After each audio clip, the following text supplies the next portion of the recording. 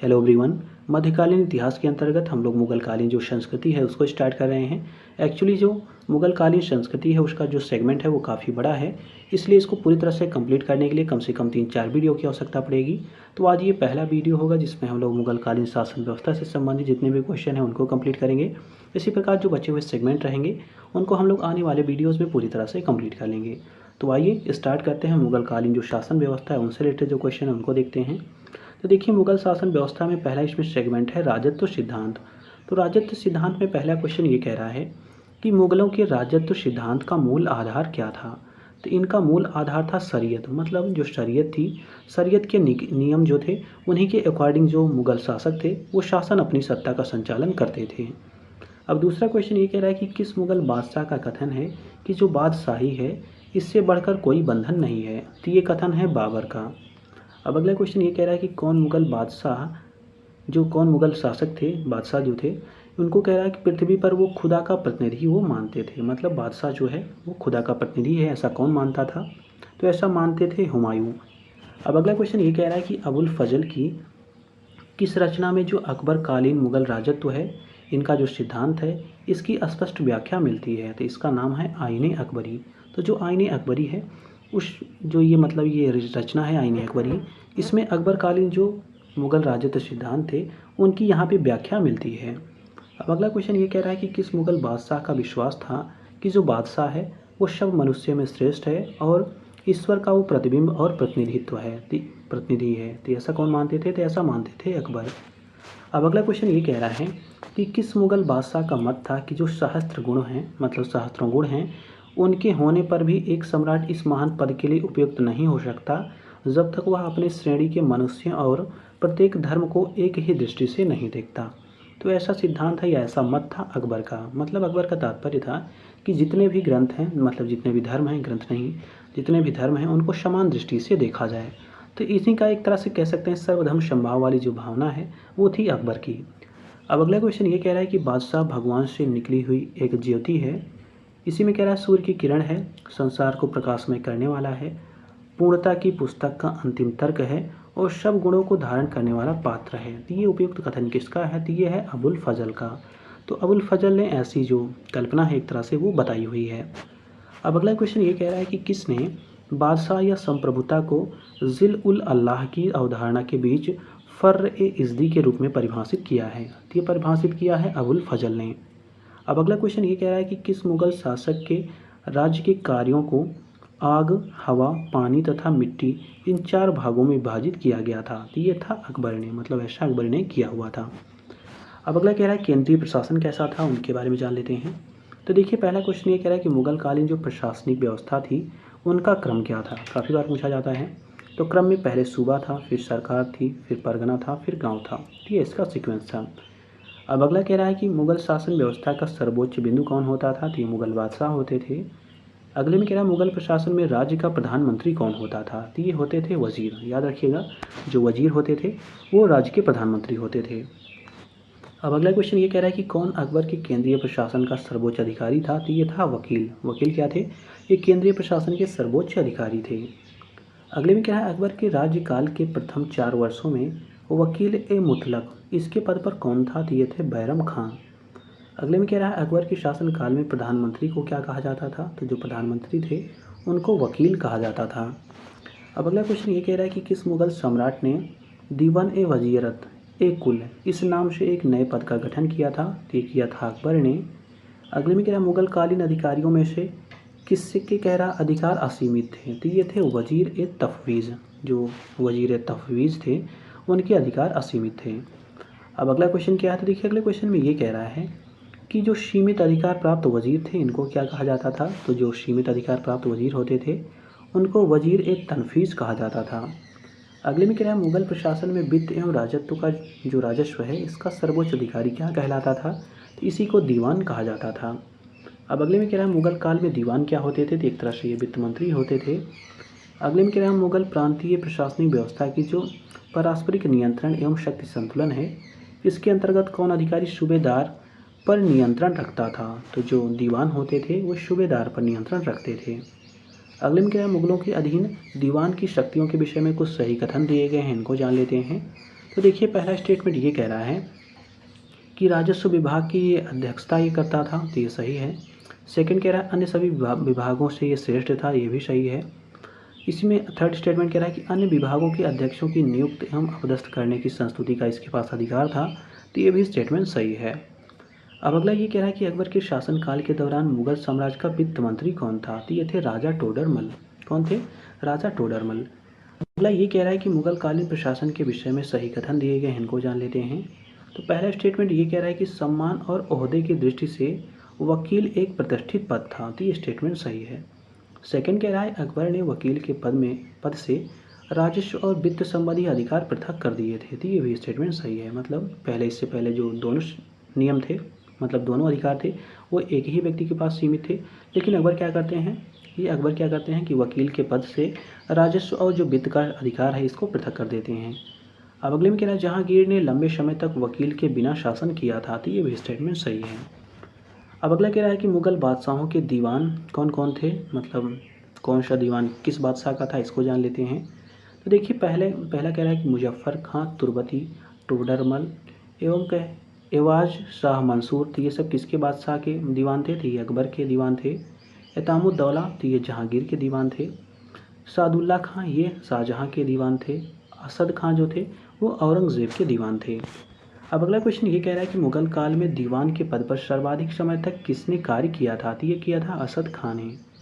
अगले में कह रहा है मुगल काल में बख्शी किसका प्रभारी होता था, तो जो बख्शी होते थे वो वेतन भुगतानकर्ता एवं गुप्तचर विभाग के ये प्रभारी होते थे। अब अगला क्वेश्चन ये कह रहा है कि मुगल शासन के अंतर्गत मीर बख्शी जो होता था उसका काम उसका क्या होता था। तो मीर बख्शी जो होता था वो सैन्य प्रशासन का अधिकारी होता था, एक तरह से कह सकते हैं सैन्य प्रशासन को संभालता था। अब अगले में कह रहा है किसे मुगल प्रशासन में अमीरों का प्रमुख माना जाता था, तो ये माना जाता था मीर बख्शी को। अब अगला क्वेश्चन ये कह रहा है कि मुगल प्रशासन में जो मीर बख्शी था इसका क्या कर्तव्य था, तो इसका कर्तव्य था कि भू राजस्व जो अधिकारी हैं इनका पर्यवेक्षण किया जाए एवं सैनिकों को वेतन देना इनका काम था। अब अगला क्वेश्चन ये कह रहा है कि मुगल कालीन कौन मंत्री वेतनाधिकारी प्रमुख भी होता था, तो ये होता था मीर बख्शी। अगले में कह रहा है मुगल काल में गृह विभाग का प्रधान अधिकारी कौन होता था, तो इनका नाम था खाने शामा। जो खाने शामा होते थे वो गृह विभाग के प्रधान अधिकारी होते थे। अब अगला कह रहा है जो वाक्यान्वेष होते थे वो क्या होते थे, तो ये जन संवाददाता होते थे। वाक्यान्वेष जो थे वो जन संवाददाता थे। अब अगला ये कह रहा है कि मुगल काल में जो हरकारा है, सवानेह निगार है और वाक्यान्वेष है, ये किस विभाग से संबंधित अधिकारी थे, तो ये गुप्तचर विभाग से संबंधित अधिकारी थे। अगले में कह रहा है अकबर के शासनकाल के अधीन दीवान ए वयूतात, दीवान जो वयूतात है ये जो अधिकारी था इसका काम क्या होता था, तो इसका काम होता था शाही कारखाने के खर्च का परीक्षण करना, तो ये इनका काम होता था। अब अगला क्वेश्चन ये कह रहा है कि मुगल प्रशासन में कौन दरोगा ए तोपखाना के नाम से जाना जाता था, तो जो मीर आतिश था उसी को दरोगा ए तोपखाना के नाम से जाना जाता था। अगले में कह रहा है कौन सा अधिकारी मुगलों के अधीन बादशाह का अधीक्षक था, तो इसका नाम था मुत्सद्दी। तो जो मुत्सद्दी थे मतलब ये अधिकारी थे ये मुगलों के अधीन बंदरगाह के ये अधीक्षक होते थे। अब अगला ये कह रहा है कि मुगल राज दरबार में मीर ए तुजुक शब्द का प्रयोग किसके लिए किया जाता था, तो जो मीर ए तुजुक हैं ये धर्मानुष्ठान अधिकारी के लिए इनका यूज़ किया जाता था। अगले में कह रहा है मुगल कालीन प्रांतीय प्रशासन का जो प्रमुख अधिकारी था ये कौन होता था, तो ये सूबेदार या जिसको सिपह सालार कहा जाता था, ये मुगल कालीन प्रांतीय प्रशासन के प्रमुख अधिकारी होते थे।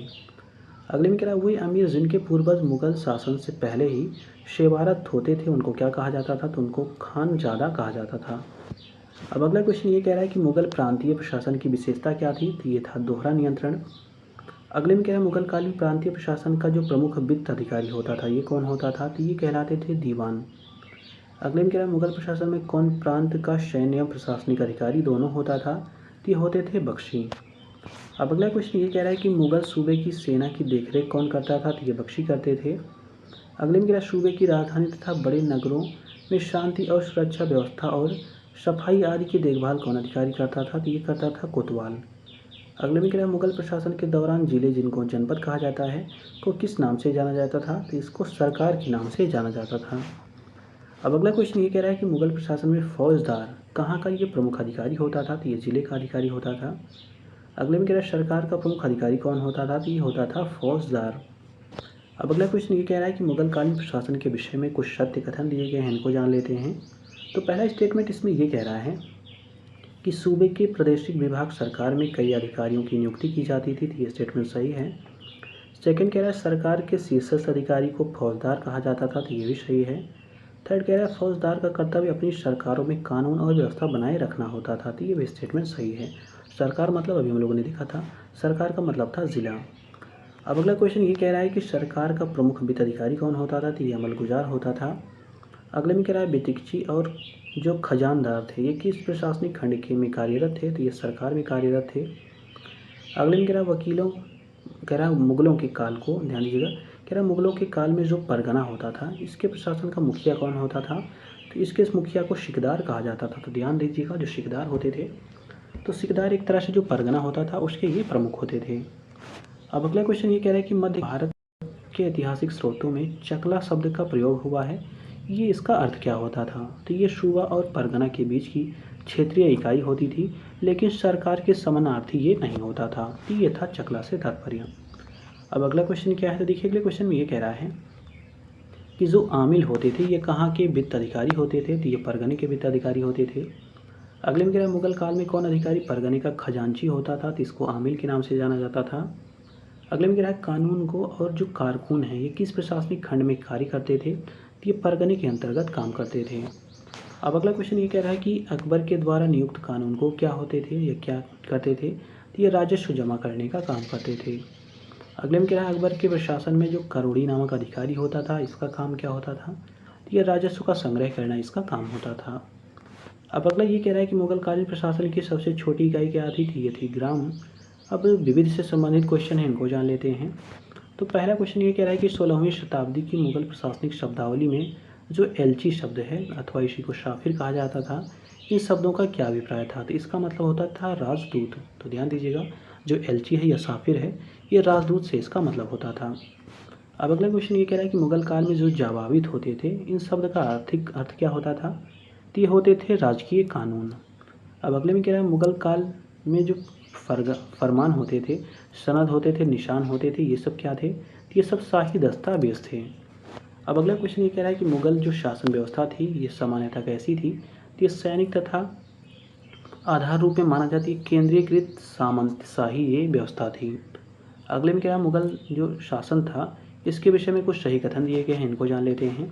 तो देखिए पहला स्टेटमेंट ये कह रहा है कि मुगल शासन के अत्यधिक केंद्रीकृत और एक छत्र होने के कारण जो सरकारी कागज़ थे इनकी बहुतायत होती थी, तो ये स्टेटमेंट सही है। सेकंड कह रहा है कि इस कारण मुगल राज्य जो है वो कागजी राज्य भी कहलाता था, तो ये भी स्टेटमेंट सही है। तो याद रखिएगा जो मुगल राज्य है वो कागजी राज्य कहला रहा है। क्यों कहला रहा है, क्योंकि यहाँ पे देखा जाए तो अत्यधिक केंद्रीय और केंद्रीकृत यहाँ पे शासन व्यवस्था थी, जिसलिए माना जाता है कि यहाँ पे कागजों की सरकारी जो कागज़ होते थे इनकी बहुत अधिकता हो जाती थी, तो इसलिए इसको कागजी राज्य भी कहा जाता था। तो ये आप लोग याद रखिएगा। अब अगला क्वेश्चन ये कह रहा है कि मुगल शासन व्यवस्था के संबंध में कुछ सही कथन दिए गए हैं, इनको जान लेते हैं।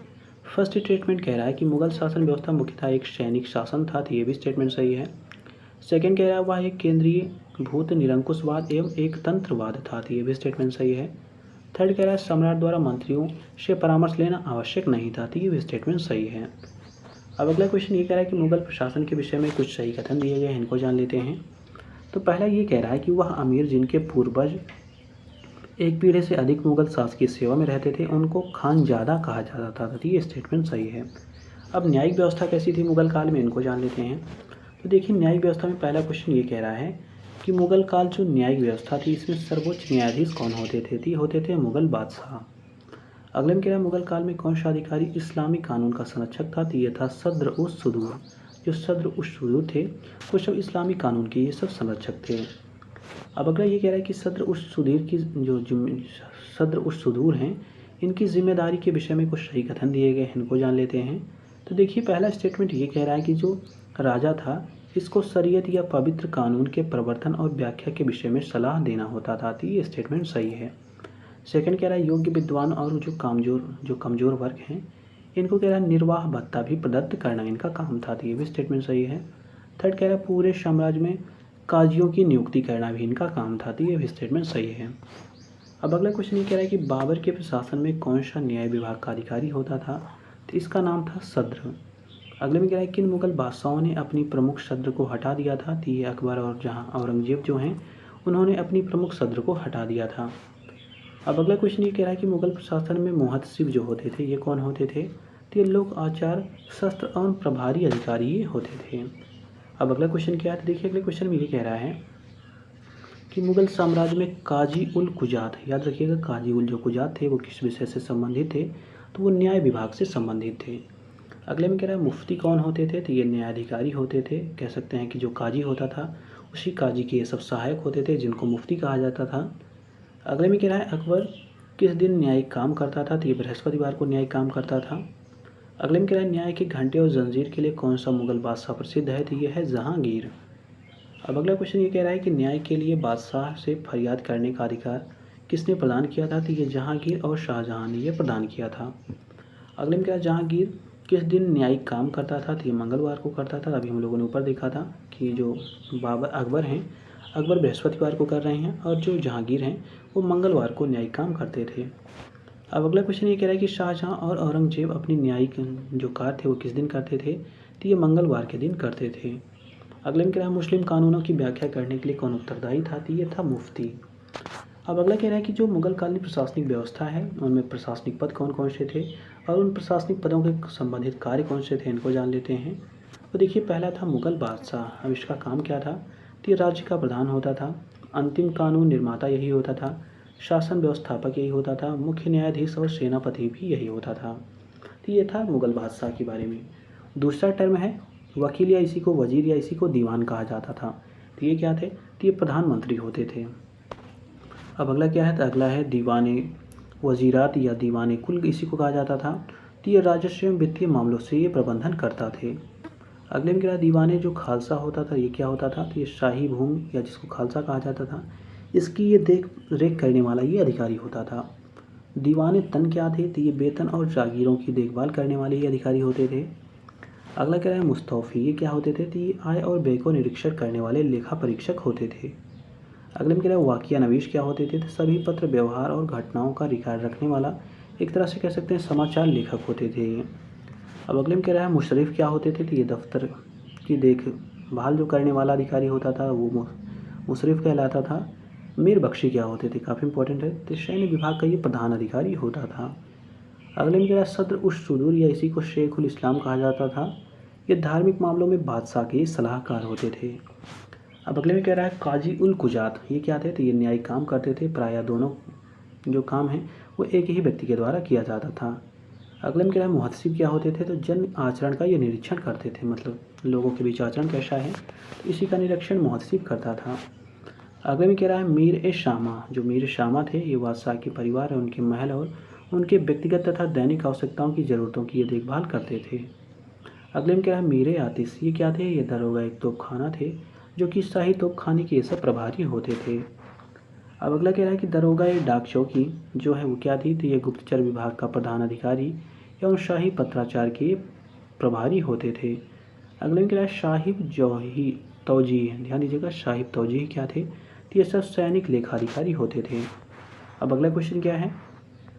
तो देखिए अगले में कह रहा है कि यहाँ पे मीर ए अर्ज़ क्या होते थे? तो मीर ए अर्ज़ का मतलब होता था कि बादशाह के पास भेजे जाने वाले आवेदन पत्रों का प्रभारी। मीर ए वर्र क्या था? तो ये वन विभाग का अधीक्षक होता था। मीर ए बहर क्या होता था? तो ये जल सेना का प्रधान होता था, काफ़ी बार पूछा गया है।